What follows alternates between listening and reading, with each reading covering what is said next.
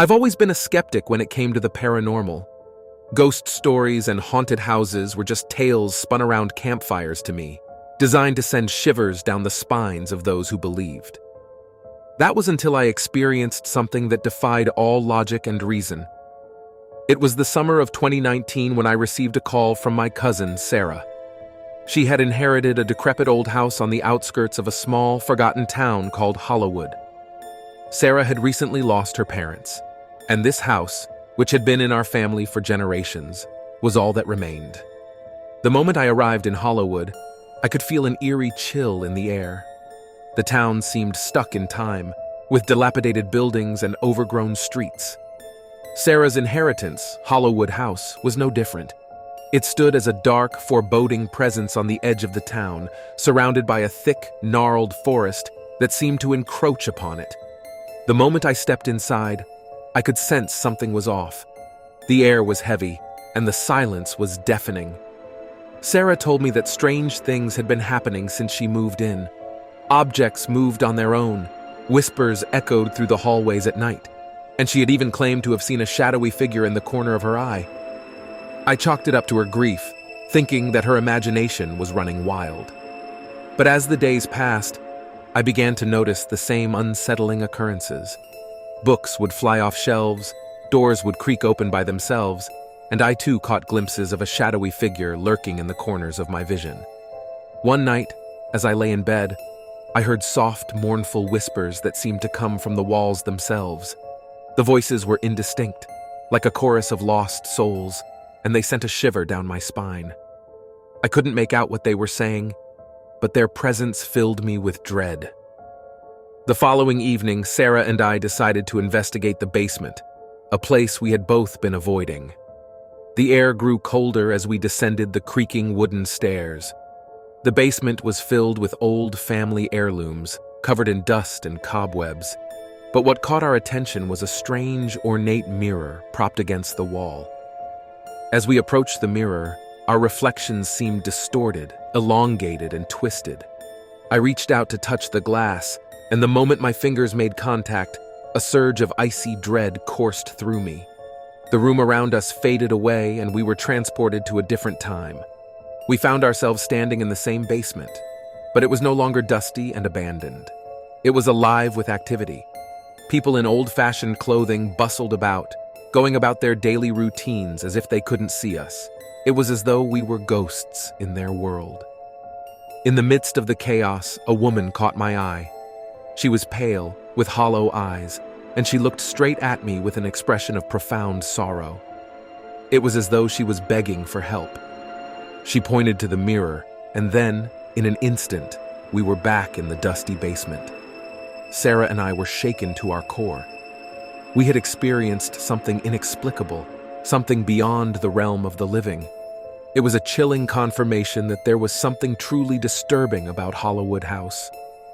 We decided to research the history of the house and the town, and what we discovered sent shivers down our spines. Hollowwood had a dark past, with stories of witch trials, mysterious disappearances, and a series of unexplained deaths connected to the house. The woman we had seen in the basement matched the description of a woman who had gone missing under mysterious circumstances in the 1800s. As the days passed, the hauntings in the house grew more intense. The whispers became louder, the shadowy figure more menacing, and the feeling of being watched never left us. We felt trapped in a nightmare with no way out. Desperate for answers, we reached out to a local paranormal investigator who agreed to help us.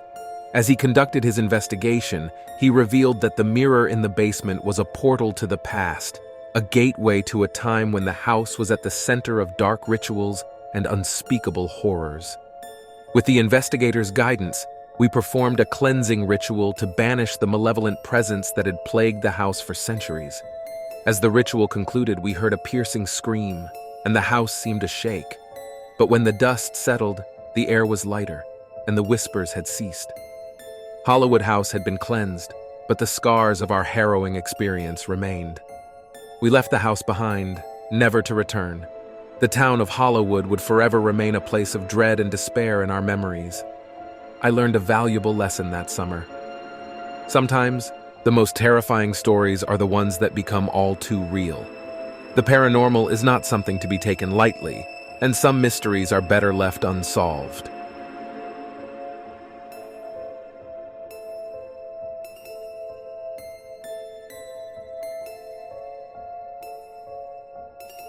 My name is Daniel, and I'm not the sort of person who believes in ghosts or the paranormal. But what happened to me a few years ago changed my perspective forever. It's a true, disturbing story that still sends shivers down my spine every time I think about it. It all began when my friend Mike and I decided to spend a weekend at an old abandoned house in the outskirts of our town. The place was called Hawthorn House, and it had a reputation for being haunted. People said it was cursed, and no one had lived there for decades. Naturally, we didn't believe any of that nonsense. We thought it would be an adventure, a chance to debunk the ghost stories and prove everyone wrong. We arrived at Hawthorn House on a chilly Friday evening. The dilapidated structure loomed before us, its dark windows staring out like hollow eyes. The moon was full, casting an eerie glow on the ivy-covered walls. The moment we stepped inside, I felt a strange sensation, as if the air itself was heavy with history. The house was in terrible shape. Cobwebs hung from the ceiling, and the floorboards creaked with each step. Dust coated every surface, and the rooms were filled with discarded furniture covered in tattered sheets. Despite the neglect, the place had an odd charm, like a forgotten relic of the past. We decided to spend the night in what appeared to be the living room. We set up our sleeping bags, lit a few candles, and cracked open a couple of beers. We laughed about the ghost stories we'd heard and teased each other about being scared. But as the hours passed and the darkness deepened, an unsettling feeling began to settle over us. The first sign that something was amiss came when we heard faint whispers. At first, we dismissed them as the wind, but then the voices grew louder, as if someone was having a conversation just out of earshot. We exchanged nervous glances and strained to make out the words. Mike, ever the braver of us, stood up and walked towards the hallway from where the voices seemed to be coming. I followed him, my heart pounding in my chest. As we got closer, the voices became clearer, and I could distinctly hear a woman's voice saying, "Help me." We reached the hallway and saw a door at the end slightly ajar. The voices were now coming from that room. We exchanged another glance, and Mike pushed the door open slowly. What we saw inside still haunts my nightmares. In the dim light, we saw the figure of a woman, her back to us, standing in front of an old, dusty mirror. She was dressed in a torn white gown, and her long, disheveled hair hung like a curtain over her shoulders. She was repeating the same phrase over and over, "Help me, please help me." We were frozen in terror as the woman continued her eerie chant. It felt as though time itself had stopped. But then, as if she sensed our presence, she slowly turned her head towards us, her face obscured by her tangled hair. I can't describe the horror that surged through me when I saw her face, or what was left of it. It was a grotesque, mangled mess of flesh and bone, like something out of a nightmare. We stumbled backward and Mike slammed the door shut. We could still hear the woman's plaintive cries, but we were too terrified to go back in there.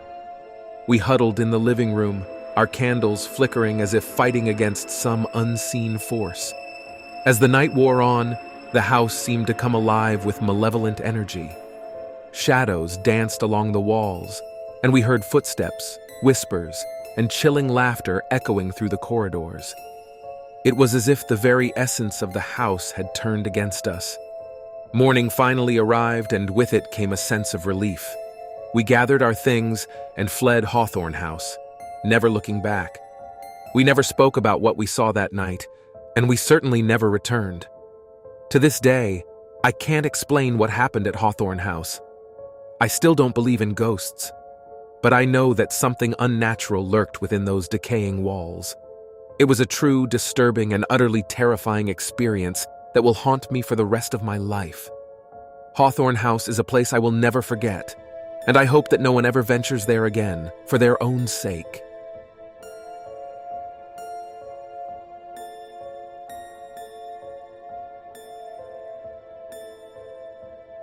I've always been a skeptic when it came to the paranormal. Ghosts, Spirits and all that supernatural mumbo-jumbo seemed like nothing more than the stuff of bedtime stories. That was until I moved into Hollowbrook Manor, a foreboding mansion nestled deep within the woods. It was a place that would forever change my perspective on the unexplainable. My family had inherited the manor from a distant relative I'd never even heard of until his lawyer contacted us. It came as a shock when we learned that we were now the proud owners of this eerie old house. My parents saw it as an opportunity for a fresh start, a chance to live a life of grandeur in a place that had once belonged to a wealthy ancestor. Little did we know, the history of the manor was far darker than we could have ever imagined. The first night we spent in Hollowbrook Manor was an unforgettable experience. As I lay in my bed, my eyes were drawn to an old portrait hanging on the opposite wall. It depicted a stern-looking man with piercing eyes, and beneath the portrait was a brass plaque that read, Elias Hollowbrook, 1845 to 1899. Sleep didn't come easily that night. The house seemed to creak and moan, as if it were alive. I tried to dismiss it as the normal sounds of an old building, but something about it sent shivers down my spine. Over the next few days, strange things began to happen. Objects moved on their own. Footsteps echoed in empty hallways, and doors slammed shut without any explanation. My parents brushed it all off as the quirks of an old house, but I couldn't shake the feeling that something was terribly wrong. One evening, as I was exploring the attic, I stumbled upon a dusty old diary. Its pages were yellowed with age, and its ink had faded, but I could still make out the words. It was Elias Hollowbrook's journal. In his entries, Elias wrote of strange occurrences in the house, whispers in the dark, ghostly apparitions, and an overwhelming feeling of dread. He believed that the manor was cursed, and he was determined to uncover its secrets. As I read his words, I couldn't help but feel a connection to him, as if he were trying to reach out from beyond the grave. As days turned into weeks, the activity in the house intensified. I began to see fleeting glimpses of shadowy figures out of the corner of my eye, and the temperature in certain rooms would drop suddenly, sending a chill down my spine. I couldn't ignore it any longer. Something was terribly wrong in Hollowbrook Manor. One night, as I lay in bed, paralyzed by fear, I heard a faint, mournful wail coming from the hallway. It sounded like a woman weeping. Against my better judgment, I grabbed a flashlight and ventured into the dark corridor. The weeping grew louder, and I followed the sound to a room at the end of the hall. When I entered the room, my heart stopped. There, sitting at the vanity, was a ghostly figure of a woman. She had long, flowing hair and a tattered white gown that seemed to shimmer in the dim light. Her eyes were hollow, and her face was etched with sorrow. She raised a trembling hand and pointed to the mirror, where I saw my own reflection, but it was distorted, twisted into a grotesque, nightmarish visage. I stumbled back in terror, and as I did, the ghostly woman let out a blood-curdling scream that echoed through the house. My parents rushed to my side, but when they entered the room, the apparition had vanished. They looked at me with concern, but I could see doubt in their eyes. I knew I had to uncover the truth behind the haunting of Hollowbrook Manor, so I delved deeper into Elias Hollowbrook's journal. In his final entry, he wrote of a hidden chamber in the basement, a place where he believed the source of the malevolent force lay. With trembling hands, I descended into the dark depths of the basement, armed with a lantern. I searched for hours until I discovered a hidden door behind a stack of old crates. Inside the chamber, I found a grotesque, life-size doll made of human hair and bone. Its eyes were empty sockets, and its grin was twisted and malevolent. As I approached the doll, a voice echoed in my mind, a voice that was not my own. It spoke of torment, of a curse that had plagued the Hollowbrook family for generations. The doll, it seemed, was the vessel for the vengeful spirit of Elias Hollowbrook, trapped in a perpetual state of agony. I knew what had to be done. With a heavy heart, I set the doll ablaze, watching as the cursed object burned to ashes. The moment it was reduced to nothing but smoldering embers, the house let out a deafening roar, as if in agony. The haunting of Hollowbrook Manor had come to an end, but it left an indelible mark on me. I had witnessed the unimaginable, and I knew that some mysteries were better left unsolved. As my family and I moved out of the manor, I couldn't help but wonder if the spirits of the past would ever truly rest in peace. To this day, I remain a skeptic when it comes to the paranormal, but I can't deny the chilling reality of my time in Hollowbrook Manor. It was a place where the line between the living and the dead blurred, where the past reached out to touch the present, and where the true horror of the unknown became all too real.